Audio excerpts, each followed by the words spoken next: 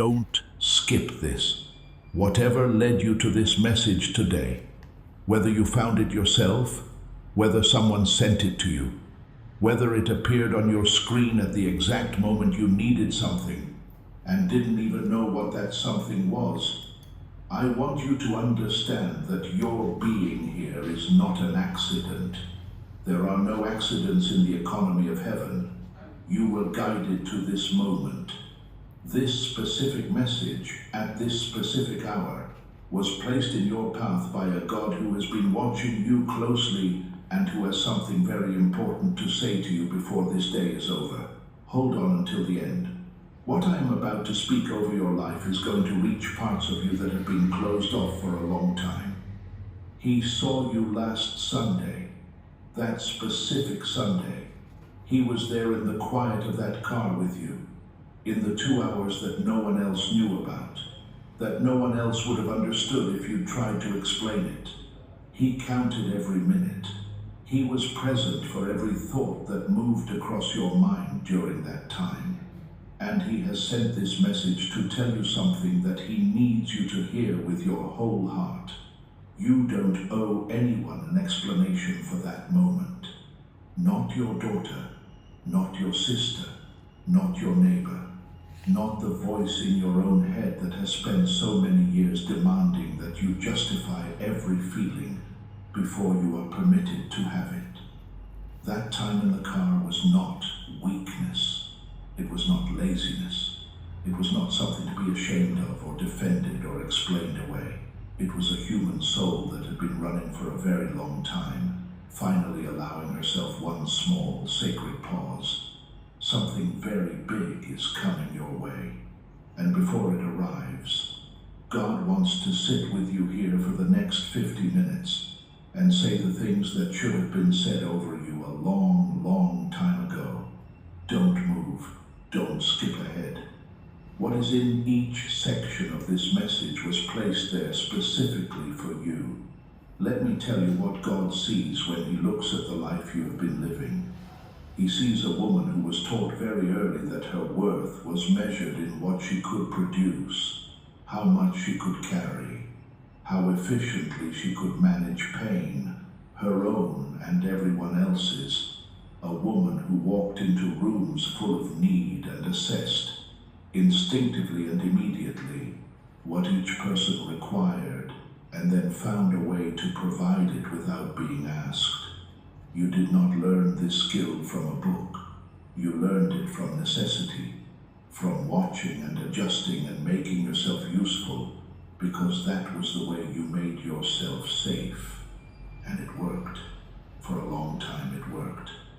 But somewhere along the way, somewhere in the middle of all the producing and carrying and managing, the world stopped asking whether you were all right, and you stopped expecting it to. Don't skip. Pay close attention to what comes next. He sees the kitchen where you have stood more hours of your life than anywhere else on this earth. The kitchen where the smell of what you cooked could travel to every corner of the house and bring people to the table the way a bell brings children in from the yard. You stood at that stove on days when your back ached and your heart was heavy and there was nothing in you that felt like cooking, and you cooked anyway, because there were people depending on it, because it was dinner time, because that was what you did, and you did it without complaint. And you set the food on the table and the people came and ate and carried on conversations that had nothing to do with you. And when it was over, you cleared the dishes while the conversation moved into the other room. That happened so many times that you stopped counting. And you told yourself it was fine, that this was what love looked like in practice. That the ordinary faithfulness of showing up and feeding people and keeping the house running was its own kind of poetry, even if no one recited it back to you. You were right about that. It is its own kind of poetry. But you were wrong to believe no one was watching. God was watching. Every meal, every morning. Every night you stayed up later than you should have. Every time you swallowed the thing you needed to say because the timing wasn't right or the mood in the room was fragile, or you had learned that your feelings required a level of justification that you were simply too tired to provide. He sees you checking your phone in the quiet of the morning before you have spoken to anyone, before the day has asked anything of you. There is a small and private ritual that you carry out with a face that gives nothing away. You pick up the phone and you look at it and you wait for the name that is not there, and then you set it down, and you get up and you begin. You're about to find out something very important. Hold on. He sees that Sunday, the specific Sunday that prompted this message. He sees the car, and he sees you in it. And he sees the 2 full hours of sitting that nobody understood, and that you yourself may not have been able to explain if someone had knocked on the window and asked. You were not stalling. You were not hiding exactly. You were doing something that you very rarely allow yourself to do. You were letting yourself feel the weight of your life without immediately doing something about it, without performing okayness, without producing comfort for someone else. Just you, in the car, in the quiet, with everything you carry. And for 2 hours, God sat with you in it. He was in the passenger seat the whole time. He wants you to know that. Type, God sat with me in the silence, in the comments if you feel this speaking to your spirit right now.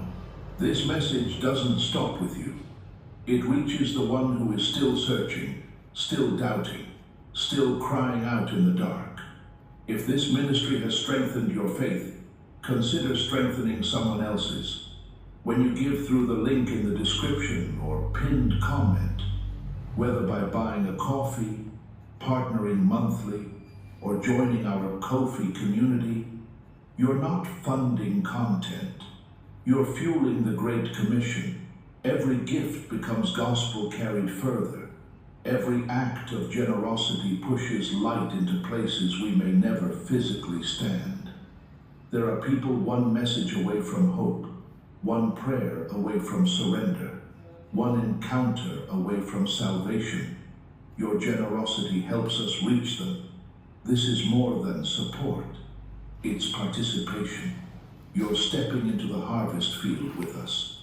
And when heaven counts the souls reached, your obedience will be written into their story. If the Spirit is prompting you, don't ignore it.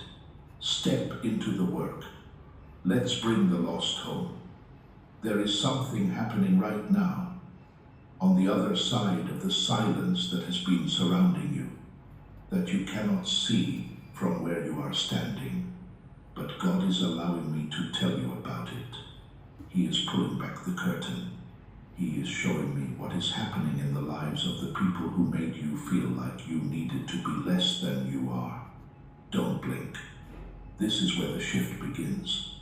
The woman who benefited from everything you poured into her life without ever once stopping to pour back, she is not at peace. The family member whose comfort you protected at the expense of your own, season after season, year after year, they are not at rest. The people who moved through your life taking without giving, accepting without acknowledging, receiving without returning, God has not looked away from them. He has been patient. He is patient far longer than we think he should be. But his patience is not passivity, and something is now in motion. Pay close attention. This is very important. God is placing a stone of remembrance in the middle of their ordinary days, right now in moments they don't anticipate and cannot prepare for. The things you did are surfacing. The meals, the sacrifices, the specific and unglamorous and uncelebrated acts of love that you performed without an audience and without a reward. Those things are rising up in their memory like water coming up through the ground. They cannot keep them down. They cannot distract themselves past them. God is making sure of that. There are things you did for the people in your life that were never acknowledged, not because they were not seen, but because acknowledging them would have required those people to reckon with what your love actually cost you. It would have required a kind of honesty about power and gratitude and taking and giving that they were not ready for. So they moved past it. They moved forward. They built their lives on the foundation you laid and did not look back down at the ground underneath their feet. God is making them look right now, today. Something very big is coming your way. Don't move. He is reaching into their memory, and he is pulling forward the image of your hands, your face, the specific and unrepeatable sound of your voice saying their name, the particular way you looked at them when you were worried, that look that communicated more love than most speeches, the look they told themselves they didn't need anymore and have been quietly desperate for ever since. He is forcing these things to the surface. He is making the distance between you feel exactly as heavy as it is. He is not letting them rest in the comfortable story they have been telling themselves about why the silence is acceptable, the lie they constructed, that you were fine, that you didn't need contact, that you were strong enough to sustain indefinitely on very little.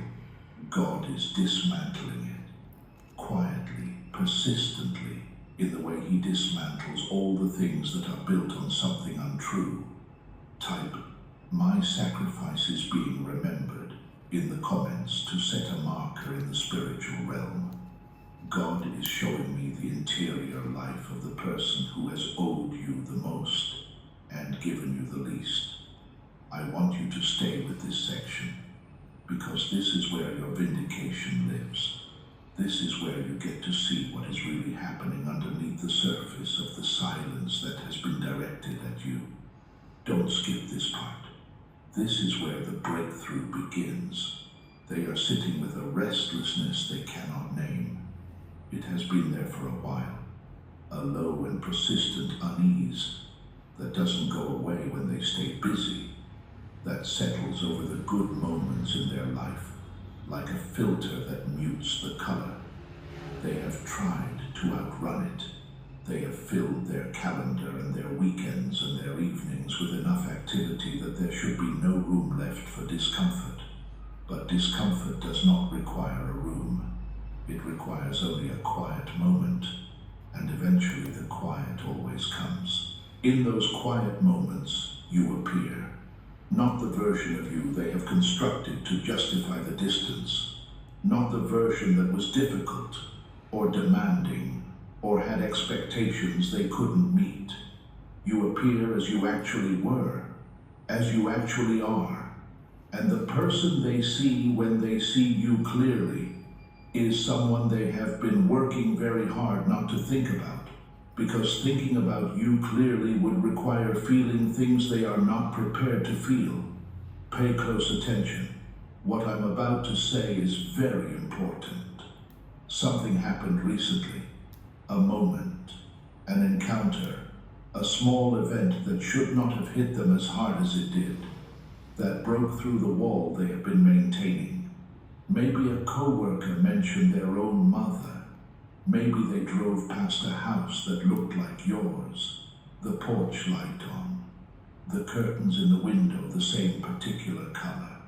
Maybe they picked up something in a grocery store, a can of something, a box of something that was always in your pantry, that was part of the smell and the texture of the home you made.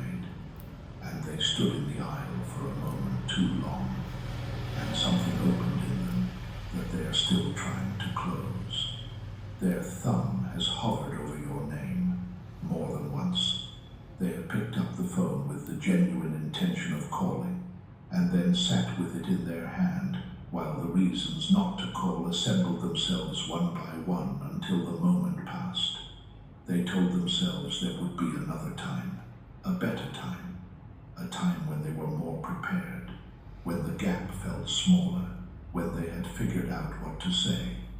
But what they do not yet understand is that the gap does not get smaller with distance. It gets larger, it gets heavier, and at the rate things are going, the weight of what they have left unsaid is beginning to rival everything else in their life. God is removing their distractions, one by one. The things that used to absorb their attention and keep the silence quiet are losing their power. He is doing this deliberately. He is doing this because He loves you, and He loves them, and He is not willing to let pride be the final word between you. Pride did not create the bond that exists between you. Love did, and love is more durable than pride, and more patient than silence, and more powerful than the shame that has been standing in the way of the phone call that should have come long ago. You're about to find out something very important. Hold on. The story they have been telling themselves about why the distance was justified, about what you did or didn't do, about the ways you fell short, about the version of events that required them to be blameless. That story is starting to show its cracks, because the stories we build to protect ourselves from guilt always crack eventually. They are not made of durable material. They are made of avoidance, and avoidance has a shelf life. What they are beginning to feel in those quiet moments when the distraction fails and you appear clearly in their mind is something that looks like grief. It is the grief of a person who is beginning to understand what they have been doing and is not yet sure it is reversible. The fear underneath it is specific. What if I waited too long? What if the version of her that would have received me back no longer exists? What if I broke something in her that cannot be healed? These are the questions that are keeping them awake. This is the gift of God's disruption. The sleeplessness is mercy. Type, their silence is shame, not indifference in the comments. If you believe God is working on someone right now, revival doesn't spread by accident. It spreads because believers decide to act. If this message stirred something in you, imagine what it could do for someone who has never heard truth spoken with clarity. When you give through the link below, whether once or as an ongoing partner, you help send the gospel beyond this moment. You become part of every testimony, part of every restored heart, part of every soul that turns back to Christ. Your generosity turns sermons into lifelines and videos into divine appointments. Scripture tells us that some plant, some water, but God brings the increase. Today you can be the one who plants.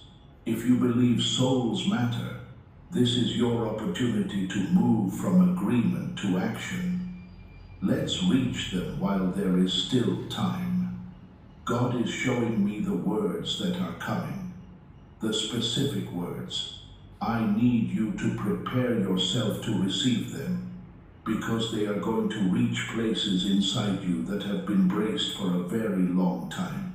Let the guard down, just for this moment. Let what is coming to you land. Don't skip. These words are yours. They have been written over you in heaven already. They will say, I am sorry, and then they will pause, because the sorry that is coming is not the kind that slides off the tongue easily. It is the kind that comes after a person has sat with the weight of what they did long enough to feel the full dimension of it. This sorry will cost them something to say.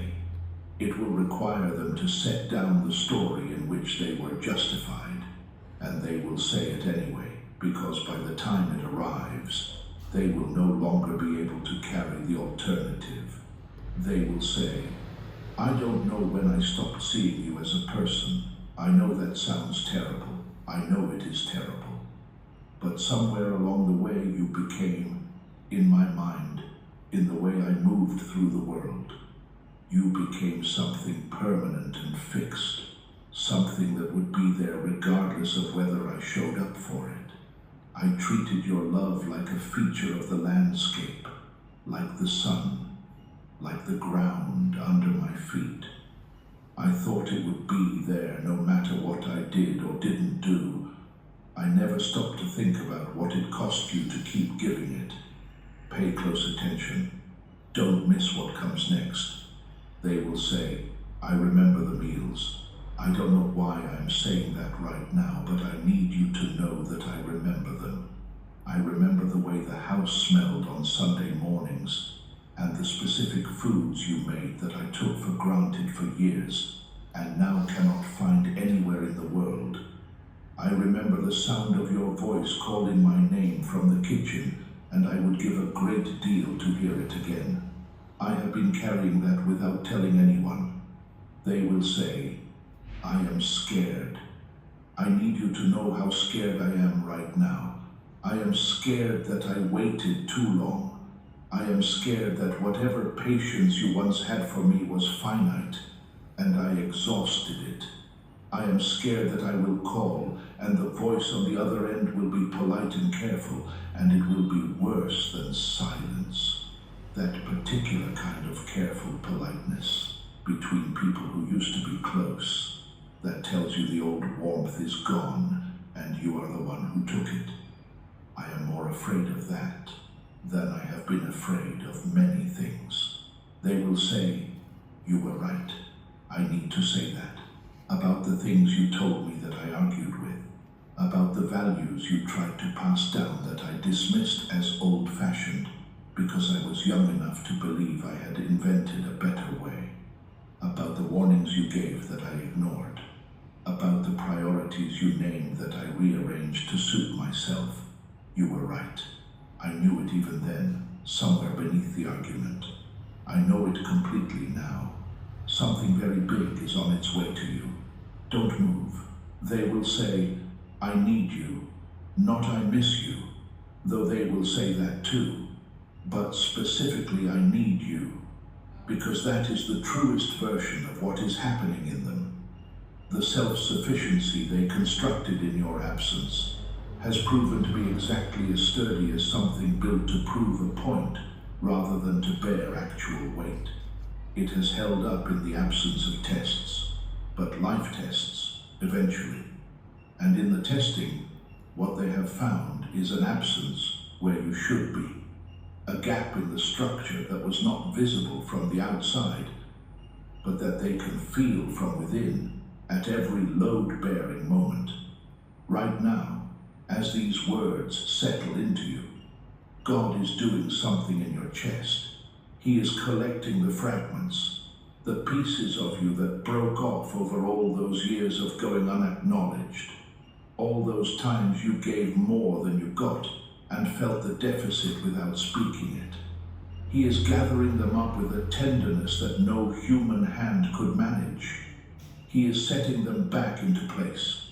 You are being made whole before the reunion even arrives, because this is how God works. He does not wait for the circumstances to align before he begins the healing. He begins it now, here, in this moment, in you. Type, I receive these words before they arrive, to activate this promise over your life. Before we go any further, I want to stop here and stay with you for a moment, because what is coming is extraordinary. But before you can receive it fully, there is something that needs to be said over you that should have been said a long time ago. Not as a bridge to the promise, not as a prologue to the good news, simply as a truth that you deserve to hear standing on its own feet, without anything attached to it. Don't skip, my beloved child.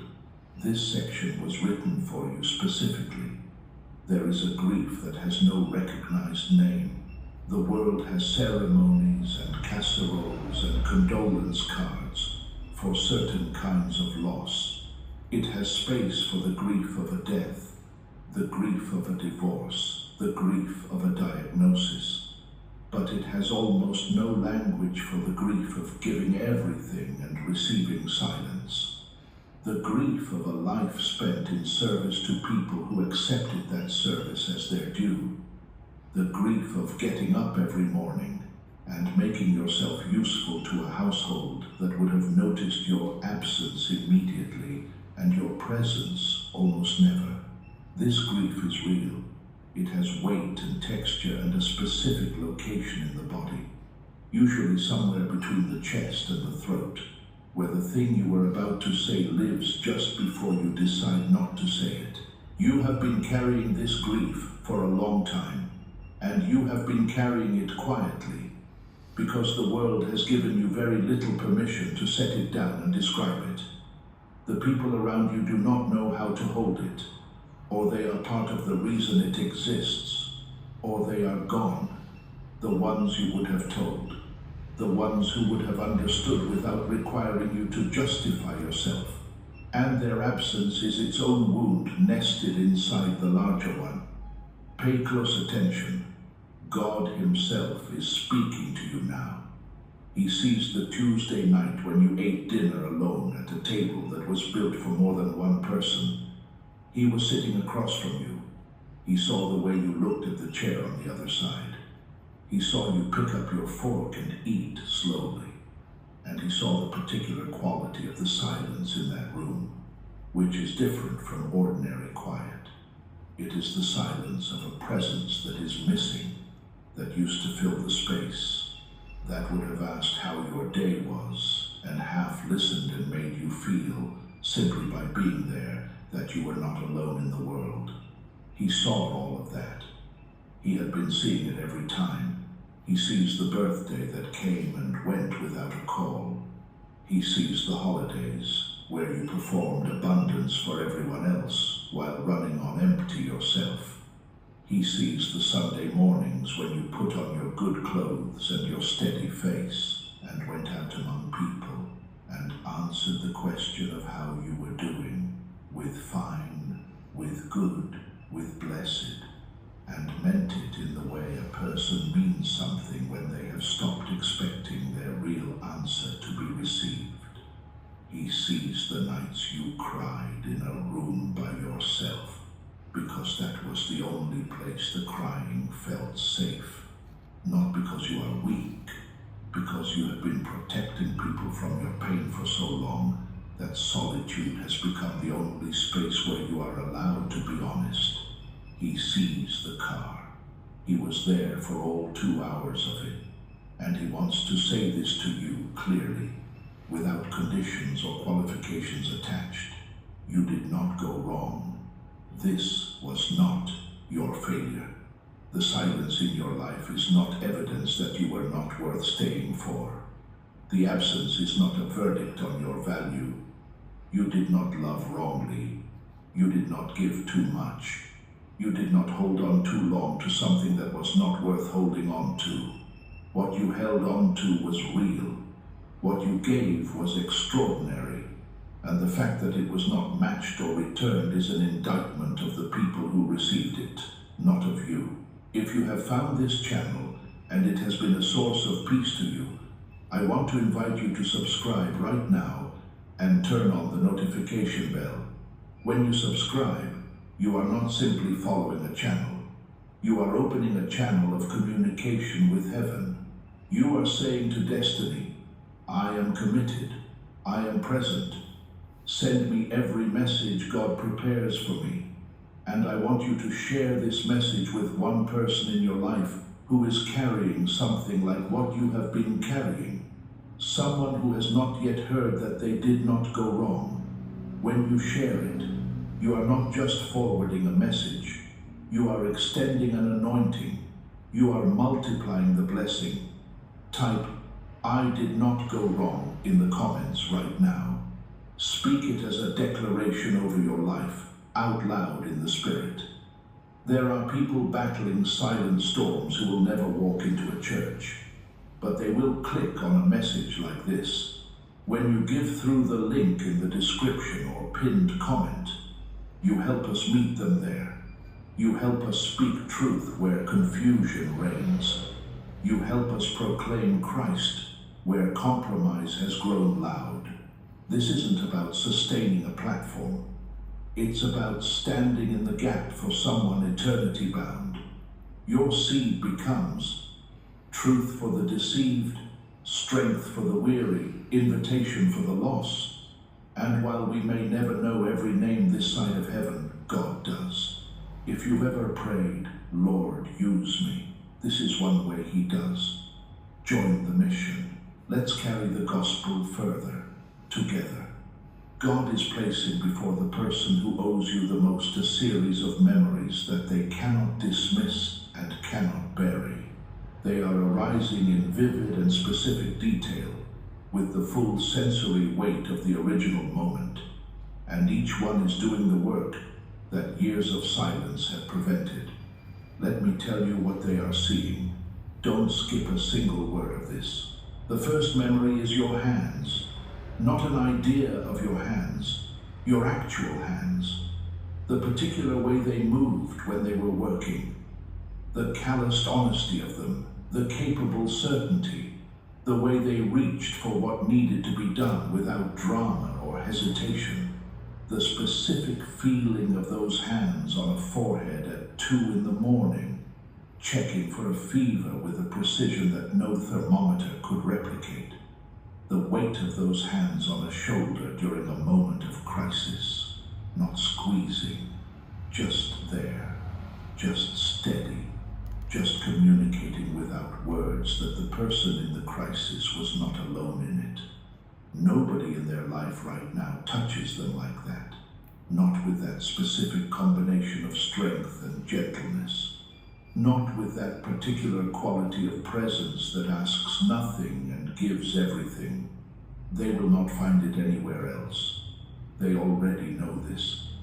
The second memory is your voice, the ordinary version of it, not the formal version, not the phone voice, but the voice you used inside the house, the voice that called their name from the kitchen or from the bottom of the stairs, in the completely unremarkable way that meant dinner, or come here, or time to leave.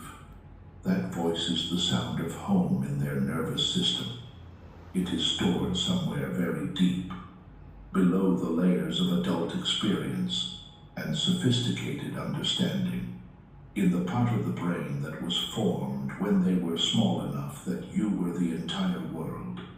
They hear it sometimes without warning, in the middle of their ordinary day, and when they look up, there is only the ordinary world, and the absence of the sound they just heard hits them in a place they were not prepared to be hit.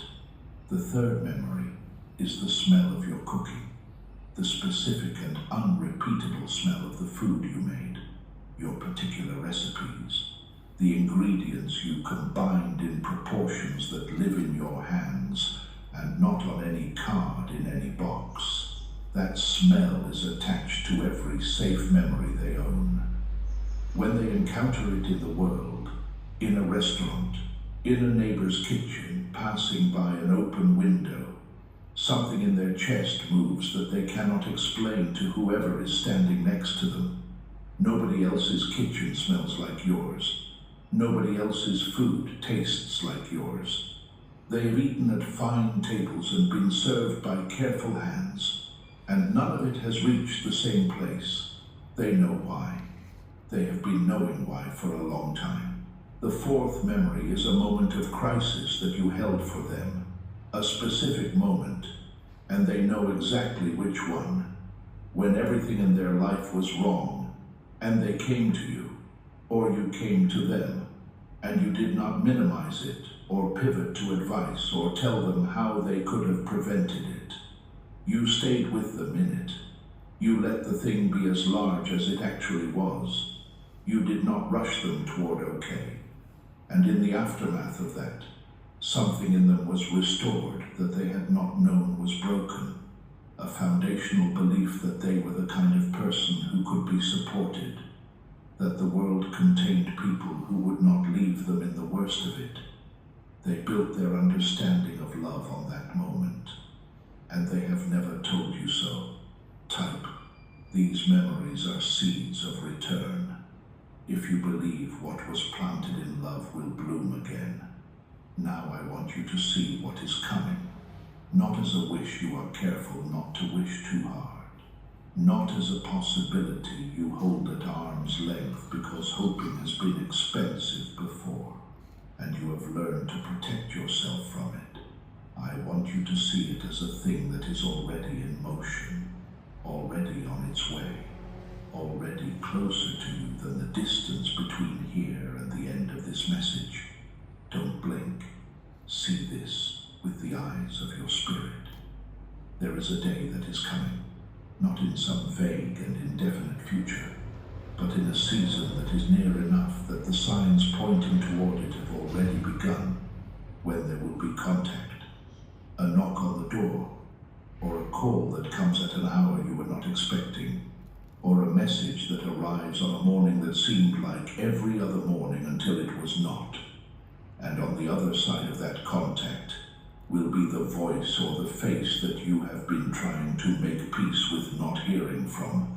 They will not be collected. They will not have the composed and carefully prepared version of themselves that they imagine they will need when they finally reach out. They will arrive, or they will call, as they actually are, which is undone by what God has been doing in them during all the sleepless nights you did not know about. Their voice will be unsteady.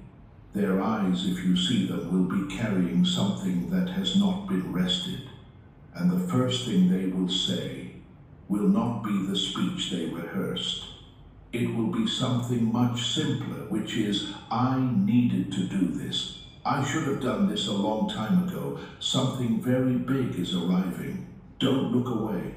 And when that moment comes, when the space between you closes, when the reach happens, when the arms find each other, something is going to release in your body that medicine could not touch. The tension that has lived along your spine and in your shoulders for years. The kind of tension that comes from carrying something heavy for so long that you stopped noticing the weight of it and started just living in the weight. It will begin to move. The knot behind your sternum that has been there since longer than you can precisely identify. The low-grade ache that is not a symptom of any named condition but is present anyway, in the mornings especially, before the activity of the day gives you somewhere to put your attention. These things will begin to soften, not all at once, but the beginning of the end of them is in that moment. I want you to stop counting the days since the last time you heard from the person you need to hear from.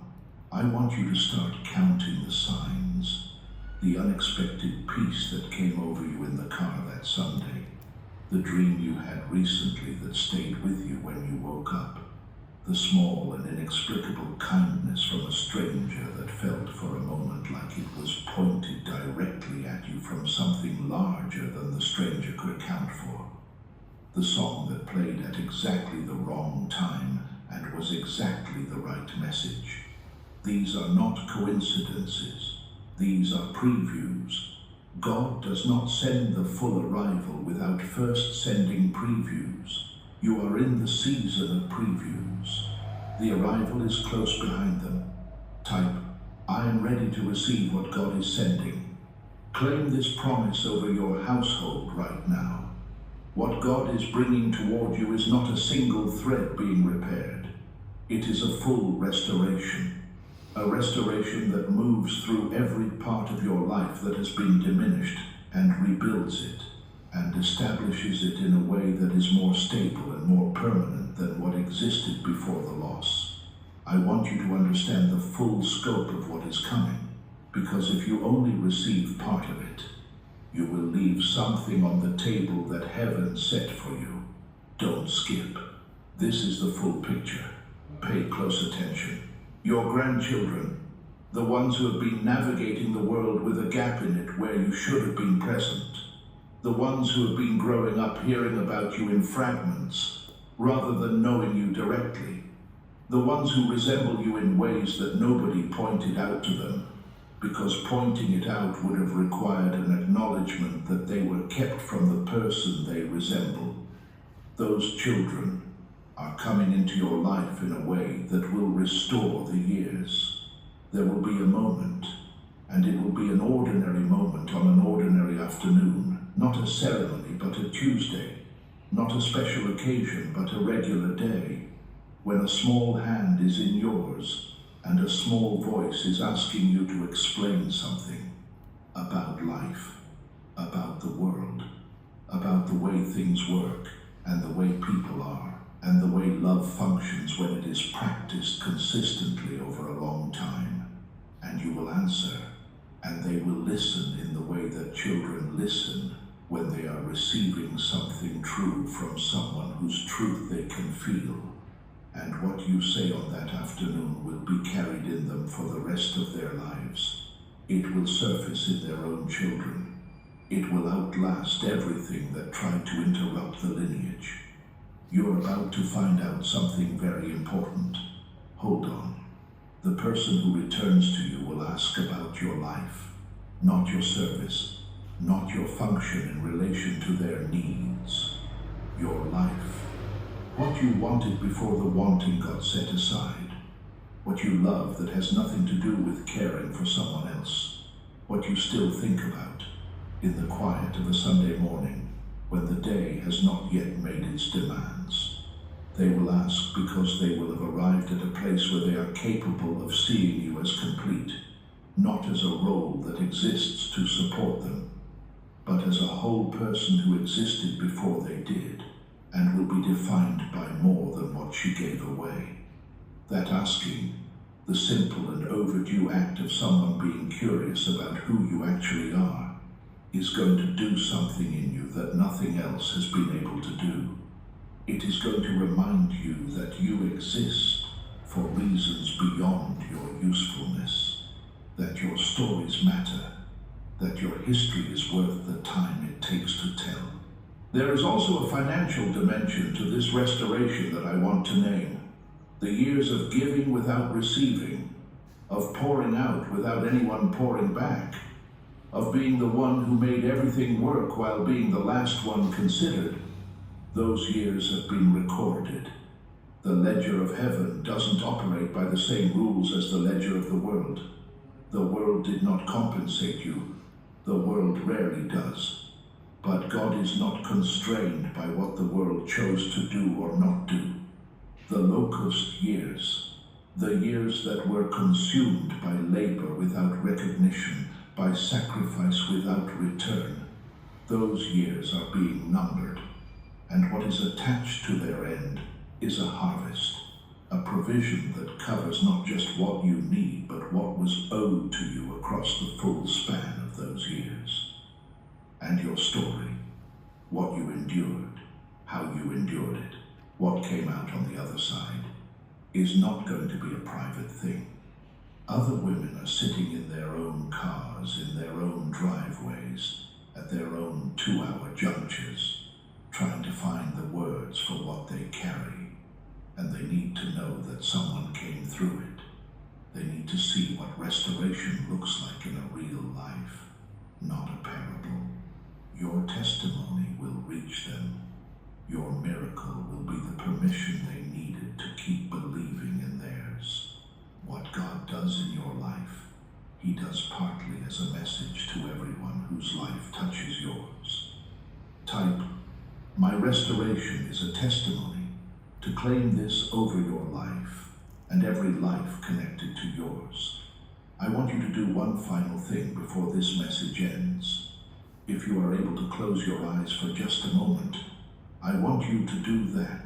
And I want you to bring into your mind the face of the person you most need to come back to you, not the face they have right now, in whatever season they are in, that has kept them at a distance, the face they had when they were young, before the world got complicated between you, the face they had when you were the center of their world and they had not yet learned to pretend otherwise.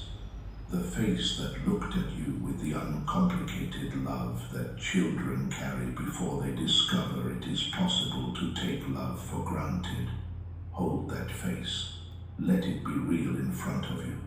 That is who is on the way back to you. Not a diminished version, not a negotiated piece.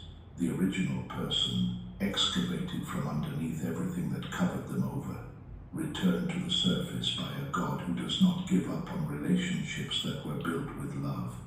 What is coming is not a repair of something broken. It is a resurrection of something that was always alive, even when it appeared to be gone. This is not the closing of a wound. This is the opening of a new season. Before you go, I want to ask 3 things of you, and I want you to do them as acts of faith rather than gestures.